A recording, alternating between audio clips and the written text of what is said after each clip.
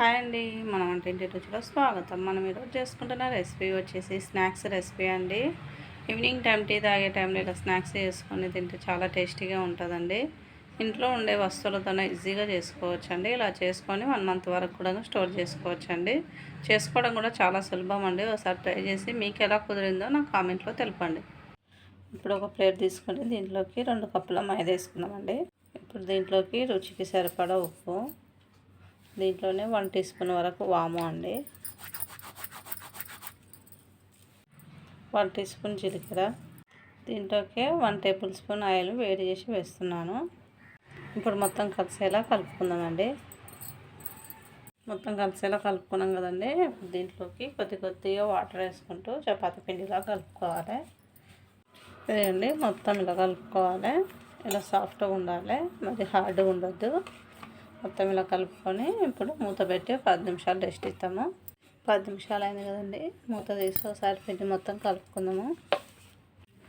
పిండి మొత్తం కలుపుకున్నాం కదా. ఇప్పుడు పిండిని 2 భాగాలుగా చేసుకుంటున్నానండి. ఒక భాగం ఇలా అనుకొని మిగతా పిండి సైడ్కి పెట్టేసుకుందాము.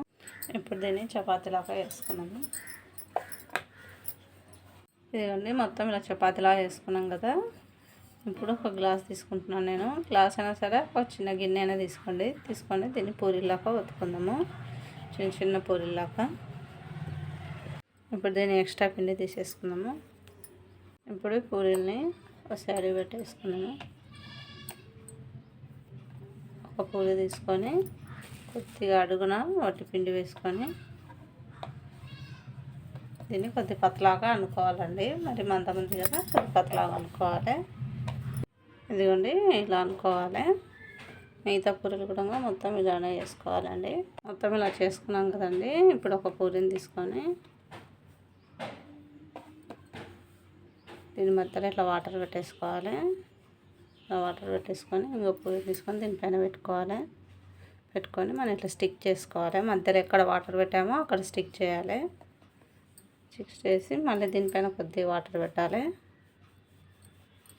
పెట్టి మళ్ళీ అది పూరి పెట్టుకొని మళ్ళీ దీని మధ్యలో స్టిక్ చేయాలి. ఇట్లా 6 పూరీలు పెట్టుకోవాలండి. మొత్తం ఇలా అనుకున్నాం కదా. ఒక స్కేల్ అన్న లేకపోతే ఇలాంటి తప్పులన్నా తీసుకొని ఇలా ఒత్తేసుకోవాలి. ఒత్తేసుకుంటే మనం పెట్టుకున్న పూరీలన్నీ స్టిక్ అవుతాయండి. కానీ మొత్తం ఇలా వేసుకున్నాం కదా. ఇలా లేయర్గా 6 పూరీలు. ఇప్పుడు దీన్ని వేరే ప్లేట్లో పెట్టేసుకుందాము. మిగతా పిండి కూడా ఇలానే వేసుకోవాలండి. మొత్తం ఇలా చేసుకున్నాం కదండి. ఇప్పుడు వీటి నూనెలో వేపుకుందాం.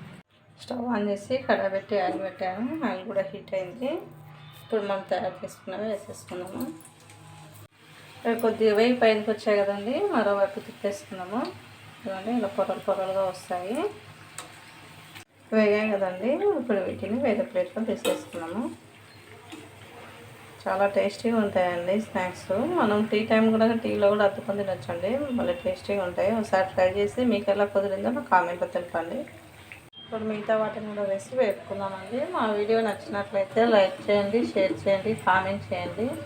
ఇలాంటి మంచి వీడియోల కోసం మా ఛానల్ సబ్స్క్రైబ్ చేసుకోండి. పక్కన గంట సింబల్ని క్లిక్ చేయండి. ఇదిగోండి ఎంతో టేస్టీగా ఉండే టీ టైమ్ స్నాక్స్ రెడీ అండి.